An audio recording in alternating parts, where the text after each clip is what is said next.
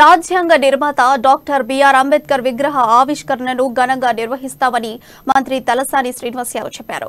దేశంలో ఎక్కడా లేని విధంగా 125 అడుగుల విగ్రహాన్ని రాష్ట్ర ప్రభుత్వం నిర్మించిందని తెలిపారు.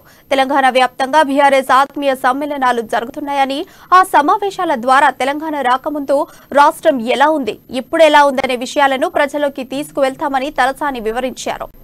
ఉద్యోగాలు ముఖ్యమంత్రి గారు అసెంబ్లీలో అనౌన్స్ చేశారు. మీకు అందరికీ తెలుసు, మా మంత్రులకు మా డిపార్ట్మెంట్లో ఏమన్నా ఖాళీలు ఉంటే కూడా అన్ని ఫుల్ఫిల్ చేస్తామని చెప్పేసి మొత్తం చెల్లెడబట్టి అందరికీ 90,000 ఉద్యోగాలు ఇస్తామని గ్రూప్ 1 కానీ, గ్రూప్ 2 కానీ, గ్రూప్ 3 కానీ ఇట్లా ఇస్తాం.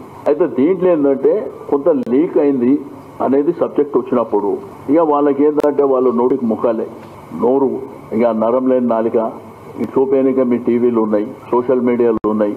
వాళ్ళు ఏం చేస్తారంటే ఆ జరిగిన దాంట్లో భాగస్వామ్యమే మా ప్రభుత్వం అంటారు. ఉద్యోగం మరి ఎవరు ఇస్తున్నట్టు? నరేంద్ర మోడీ ఇస్తే మేము భాగస్వామ్యం అయినట్ట. 2 కోట్ల ఉద్యోగాలు ఇస్తామని చెప్పి అవి ఇస్తుంటే దాన్ని కావాలని మేము చేసినట్ట.